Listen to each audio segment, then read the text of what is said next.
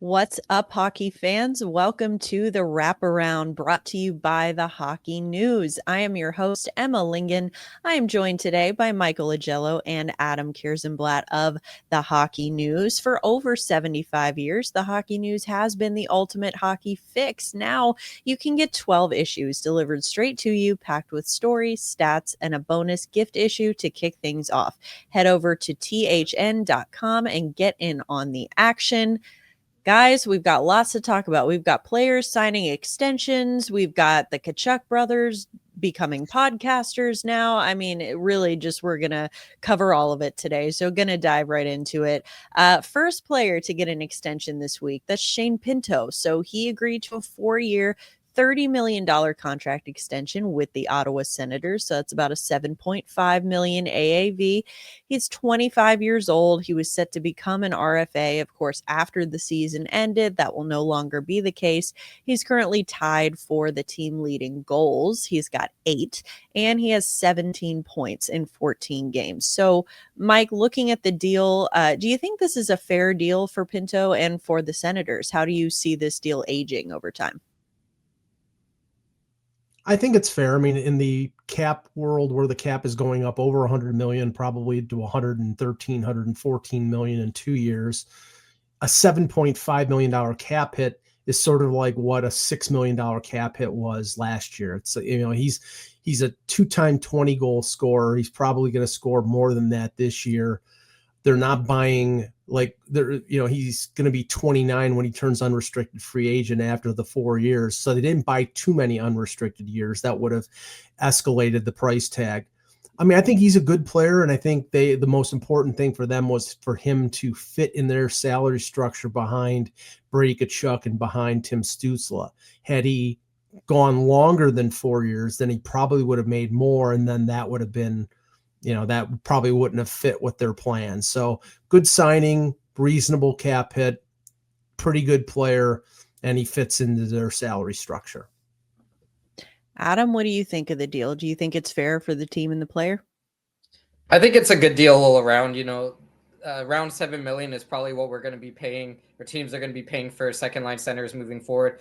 But I mean, when you talk about how you want to construct your team, obviously you need strong goaltending, you need a number one defenseman, you need overall a good defensive structure, but you need to really have a strong spine, which is you need that 1, 2, 3, 4 center depth. Like if you don't have deep centers, if you don't have a second line center that's actually a second line center, you're not going anywhere. So I think we're at the point of Ottawa's evolution where they're not in that we're going to win the Stanley Cup phase, but they're in the we can probably win a round phase, and that's just how you build. Like you look at all the teams, they needed to go through some of the teams don't usually go from missing the playoffs to winning the Stanley Cup.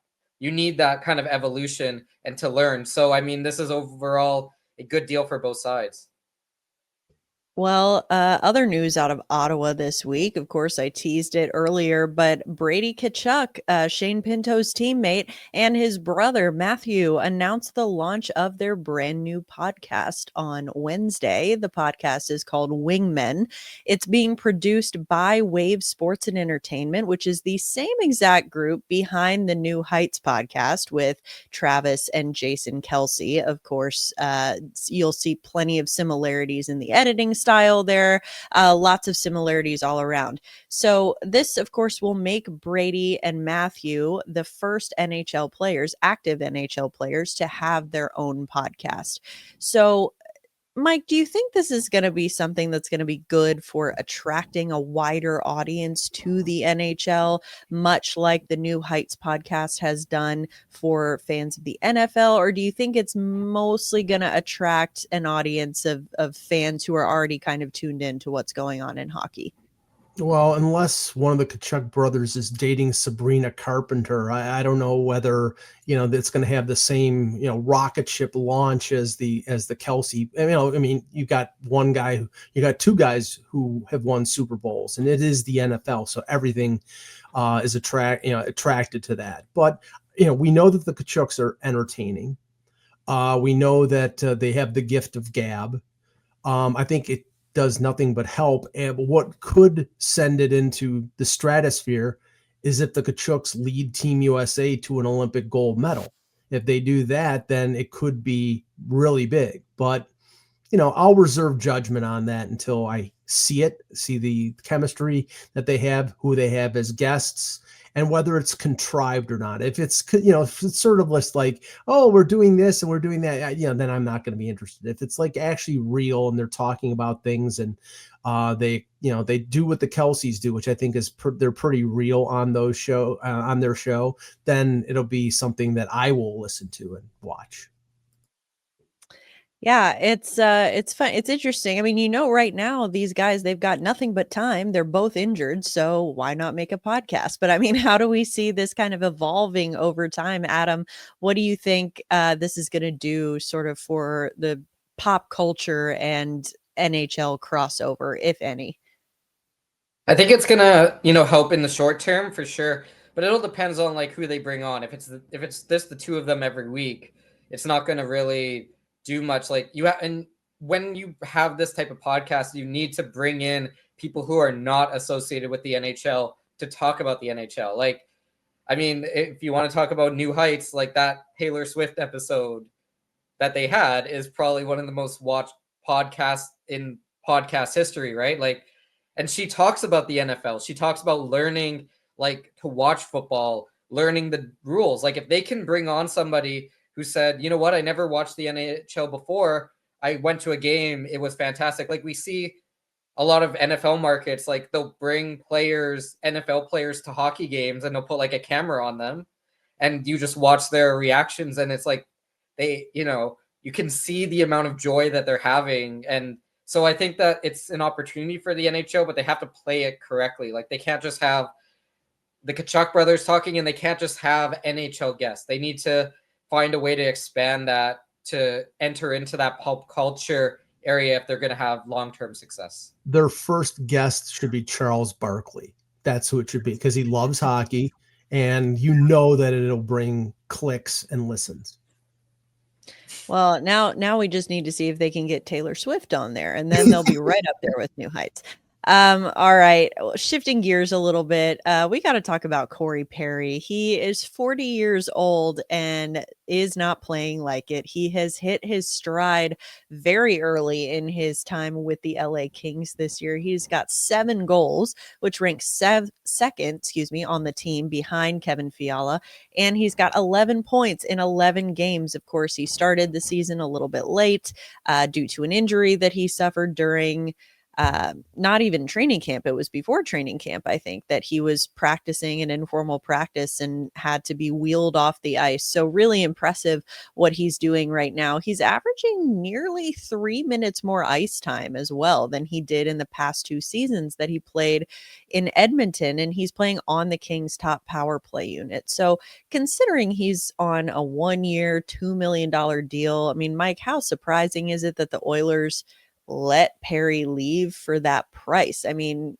can he be an X factor if he, is able to make the postseason with LA, or do you think that it was still the right move for Edmonton to let him go?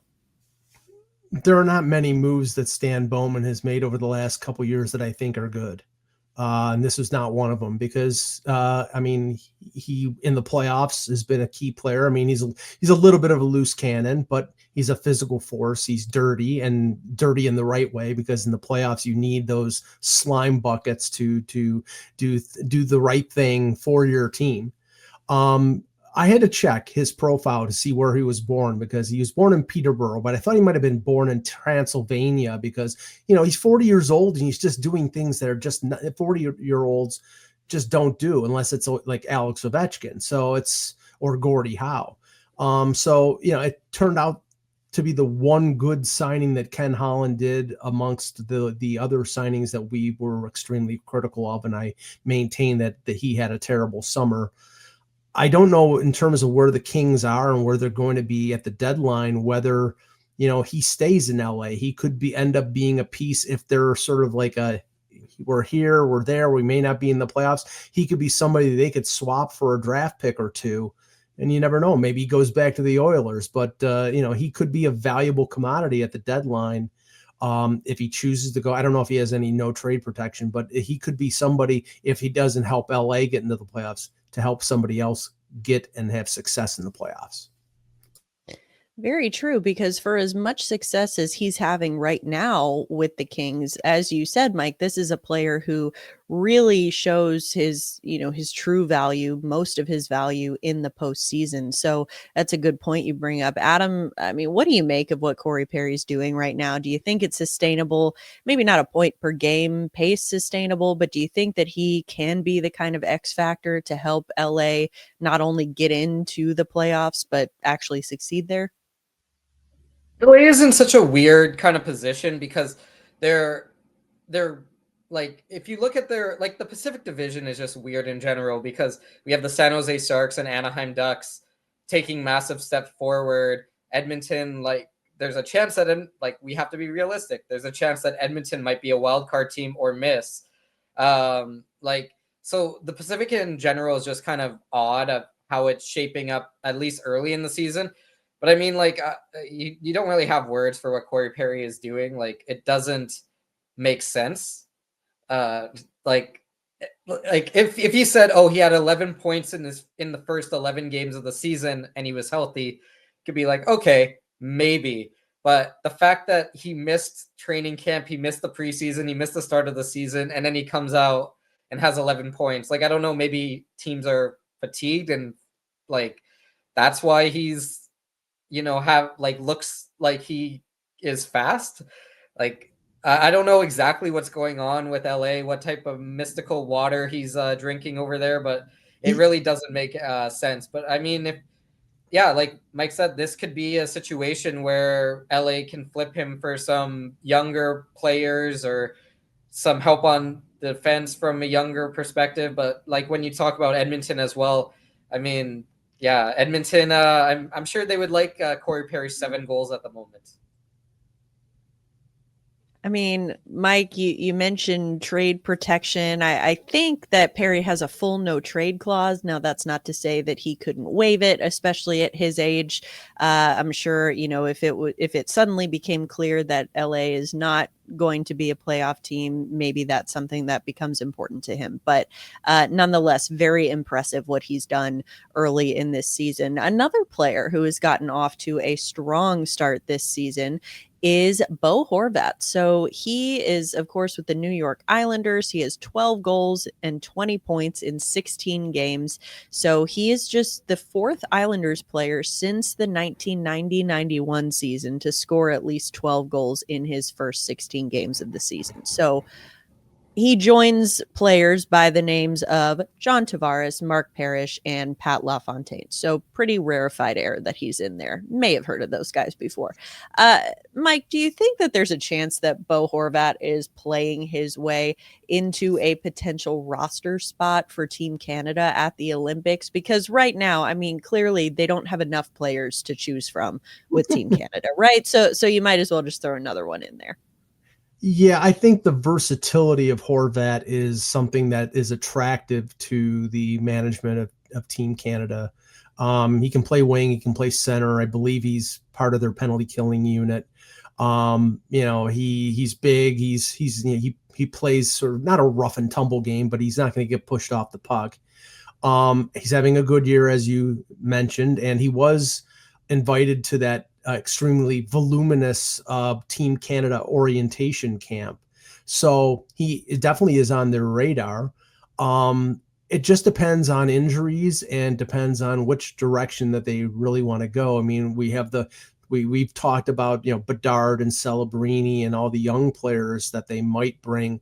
They probably can only bring one of those, but if they decide to bring Horvat, then somebody who was on that Four Nations team probably would have to be left off. And, you're talking about the rosters are 25 for the Olympics instead of 23 for the Four Nations. So there's room for one extra forward and one extra defenseman. And maybe Horvat is that extra forward. This is a player, Adam, that you're of course familiar with from his time playing in Vancouver. I mean, what do you make of Horvat, what he's done with the Islanders so far, and what do you think his chances are of actually cracking the Team Canada roster? Well, I mean, Horvat is a player that should have never been traded out of Vancouver. Let's just put that out there right there. That's not a controversial opinion. That's just a fact. But I mean, I would love Horvat on Team Canada. He's exactly what they need. The international game is different. It's played different. Like you still play a physical game, but you can't just throw massive hits or else you'll get penalties and you'll get kicked out of the game. Like, it's called a little bit different than the NHL game. So I think that Horvat's overall game fits better on the international ice surface than maybe some other players that are being considered. But I mean, you can never have enough center depth. He wins faceoffs. He's producing offensively. He's strong defensively. And I mean, it's a little bit of a different situation, but back in 2010 or back in the past, Patrice Bergeron was a player, he was brought in as like that 13th forward for Team Canada, and he ended up playing this key role because of all the stuff that he can do. So, I mean, if you're looking at it from just an overall perspective, like Bo Horvat could be like that Patrice Bergeron for Canada, where it's like he gets in as that 13th forward and he just delivers, big face-off wins, big moments. Like I said, this is a guy who delivers under pressure. Like, he is a strong player. He's a leader, and I think that he would be a great addition to Team Canada. Emma, I think the comparable to Horvat, if he makes the team, is a former Islander, and you mentioned in your description is John Tavares, because Tavares in 2014, they brought him in. He played the wing instead of playing center. He is a great face-off guy, so he could come in.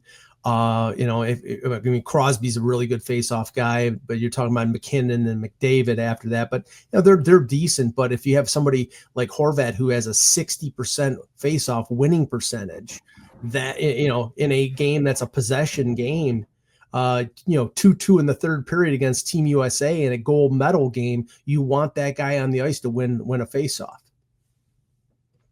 Well, as Adam mentioned, I'm sure that the Canucks would have loved to have Horvat in their most recent game. Of course, they lost to the Winnipeg Jets, where Josh Morrissey had a 3-point night for Winnipeg. He has always been one of the more underappreciated defensemen in the NHL, I think, but he has been one of the best in the league to start this season. I mentioned 3-point night. He's now second in scoring among all NHL defensemen. He's got 16 points in 16 games, currently on pace to set career highs in assists and assists and points.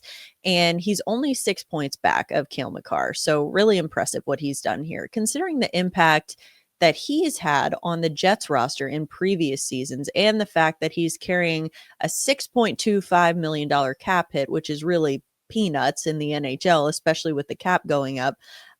Mike, do you think that Morrissey could enter the conversation, if he hasn't already, of being one of the most valuable defensemen in this league right now?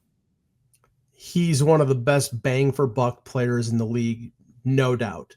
I mean, you just look and, it's unfair because he signs an 8-year contract and then the cap goes up. And players who are nowhere close to being as good as he is are going to be making almost as much and more. And this is unfair to this player, but I'm going to make the comparison. Kevin Ball from Calgary, who just signed a new deal, is making $5.3 million. He has 3 points. Now, he's a different type of defenseman than Morrissey, but that's the advantage that Winnipeg had. And, they have other great bang for buck contracts like Hellebuck and Scheifele. Now, they needed that because they had to pay Kyle Connor what they paid him, they have been successful in getting their players locked up on long-term deals, and Morrissey for that organization is a godsend. He's a golden ticket. Adam, you agree? I mean, it seems like really incredible value for the Jets, but just what he's done so far this season. I mean, do you think he keeps it up? And how big of an X factor is Morrissey going to be for the Jets? Well, I mean, they call him Josh Morrissey for a reason over in Winnipeg. Like, he's exactly what you want from a number one defenseman. He can produce points. He can shut down the opposition's top players. Like, he's constantly one of the top, he goes up against the opposition's elite players on a consistent basis. Like, he doesn't make a ton of mistakes, which is great. Like, he's not you rarely see Morrissey make that play that ends up on a highlight reel because it's just that like he gives up the puck and the other team goes the other way. Like you don't see that. So he's definitely a leader. Like he seems like a leader in that locker room and in that on that Winnipeg Jets team. I don't know how much like vocally like outward he is. Like he seems like a quieter player, but he's definitely a leader. And I mean, yeah, going to be on Team Canada. He's such a key part of that Winnipeg team. And if Winnipeg's going to go on a run here, they're going to have Morrissey playing, 26, 27 minutes a night because he is that good. Yeah, really impressive what he's done so far. Want to talk about another impressive accomplishment elsewhere in the league. Of course, David Pastrnak with the Boston Bruins. He scored his 400th career goal in the Bruins' 5-3 win over the Maple Leafs on Tuesday. Bruins on a bit of a heater of late as well. So Pastrnak has 10 goals and 22 points in 18 games this season. So course, he's just the sixth player in Bruins history to reach the 400 goal mark. Mike, do you think he's going to become the top goal scorer in Bruins history by the time all is said and done here? I mean, how impressive is it that he's been able to maintain this level of production on a Bruins team that really is perceived, and rightly so, to be significantly weaker than it has been in previous years? And that's what may slow his progress in terms of getting to that mark. I think eventually he will. He's young enough. I think he's 28 or 29. So he's got 5-6 really good years, barring injury. And if he plays the Maple Leafs, he'll get it next week, because that team, he seems to score whenever he's breathing. But is he going to be the greatest goal scorer in Bruins history? Maybe number wise, but since I'm old, I'll go back to Phil Esposito. When you have a guy who scored over 40 goals in 7 straight years and scored 76 in 1 year, I don't think Pastrnak is going to get to that mark, but he's a great player and a great scorer. Esposito, of course, one of the 6 players in Bruins history, of course, to reach that 400 goal mark. He's second on that list. He's actually first on the list. He's got 459 goals with the Bruins. So definitely nothing to sneeze at there. Adam, what do you think? You think that Pastrnak gets to that point, and do you think he maybe surpasses Esposito? If not, even if he doesn't do it in numbers per se, do you think he'll kind of rank up there with the best Bruins scorers of all time? Well, like it's hard with Boston when you're like, oh, is he in the best Bruins category ever? Because yeah, you mentioned Esposito, you mentioned Bobby Orr, you mentioned Cam Neely. Like they have some pretty good players that have come through there. But I mean, what's impressive about Pastrnak is that yeah, he's doing it on a Bruins team where they don't really have a number one center. Like Elias Lindholm has been injured and he hasn't had like a strong start to his Bruins career. So it's like he's doing it with players that he's elevating the game of players around him. You look at Morgan Geekie, right? Like Morgan Geekie could have a career year right now. Overall, like it's so fun to watch Pastrnak play. Like he also has a great personality. Like he seems like just whenever you watch him in clips, he just seems like he's always having fun, like on the ice, which is great to see. I think that he will eventually set the Bruins record because he signed there for 6 more years, something like that. Like he's going to be there for essentially his entire career unless he decides to leave near the end. But yeah, I also think that he doesn't get enough credit around the league because McKinnon, because of Connor McDavid, Nikita Kucherov, Cale Makar, Quinn Hughes, like we don't really talk about him like as much as we should, which is kind of a shame because he is probably a top 10, top 15 player in the league, maybe even higher. Like just if you look at just skill, talent, and what he's able to do with the pieces that are around him. Well, to that end, to your point, I mean, I agree. I think that unfortunately, the Bruins team he's on right now is not going to be the most conducive, I think, to him finding success. But yet, he's still finding that success. I had Pastrnak on my heart ballot last year. Granted, he was last on the ballot, but still there, which I still think is it really speaks to the fact that if you're talking about who is the player most valuable to his team, the fact that he was still ranking in the top 10 last season in the league in tons of offensive categories despite the team he was on. Just really impressive to see what he's done there. Want to switch gears a little bit, Adam, since we've got you today, of course, our WHL expert. So we've got to talk about the CHL USA Prospects Challenge. So coming up on November 25th and 26th, who are some players specifically from the WHL who we should be watching at this tournament, at this Prospects Challenge? Yeah, so just a little bit of background. The CHL USA Prospect Challenge is a 2-game set between prospects eligible for the draft in the CHL and then the U.S. national U18 team. So this year it's going to be in Calgary and Lethbridge, which is going to be very exciting for the WHL. But I mean, if you're looking at 2 players, and these are players that are eligible for 2026, that's going to be Ryan Lynn of the Vancouver Giants and Daxon Rudolph of the Prince Albert Raiders. Now, both of them are defensemen. Both of them are projected to be top 15 picks and play very different games. So Ryan Lynn, he's listed around 5'10". He's in that Quinn Hughes category where he just makes things happen. He's a very offensive defenseman. 22 points in 20 games, which leads all of the defensemen in the WHL. And he's also talked about how like he models his game after Quinn Hughes. Like I've talked to him a couple times about that. Like he pulls off these spin moves at the line. He can walk the line. He's good defensively. Like he knows how to use his body positioning despite having a smaller frame. And he's one of those candidates for first player picked from the WHL this year. So it's going to be really exciting to watch what Ryan Lind is able to do at this event. And then Daxon Rudolph is kind of a two-way defender, 6'2", 202 pounds. So, in that kind of what we think of defensemen nowadays, like size-wise, he has 17 points in 20 games. Like he's really kicked up his offensive capabilities this year. Like I said, strong defensively. Both of them are going to wear A's for Team CHL during this event. Both of them are leaders on their teams. Both of them, like I said, are going to be top 15 picks projected.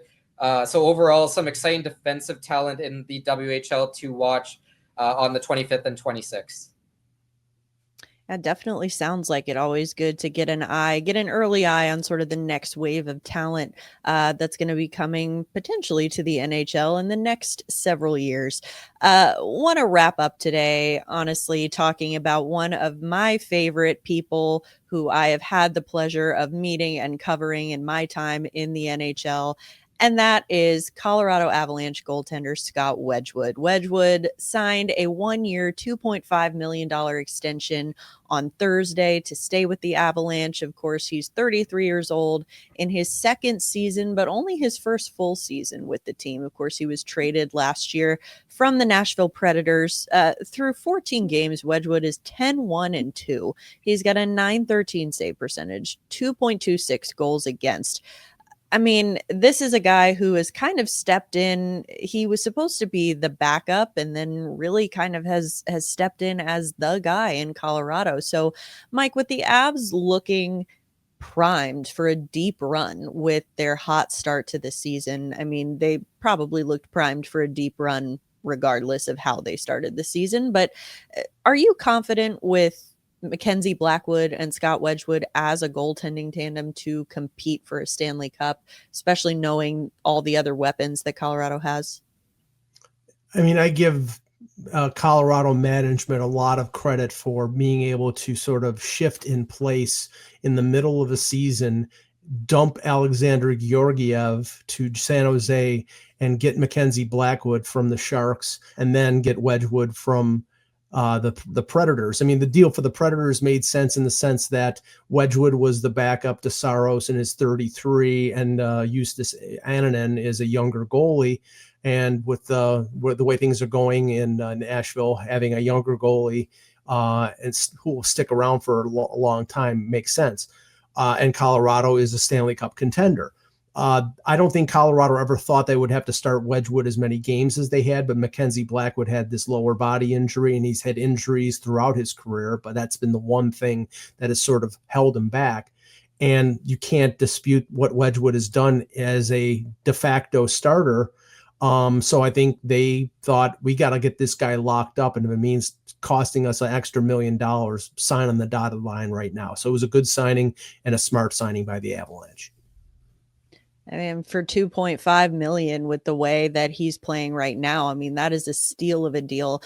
Obviously, this is a guy who had played as backup to Jake Ottinger in Dallas previously. And when Ottinger got injured, you saw that Wedgwood was capable of coming in and, being the guy for longer periods of time. But Adam, have to admit, it's really impressive, if not a little surprising, what Wedgwood has been able to do with Colorado early this season. Well, I mean, he's another Nashville Predators cast-off who's doing well with a new team.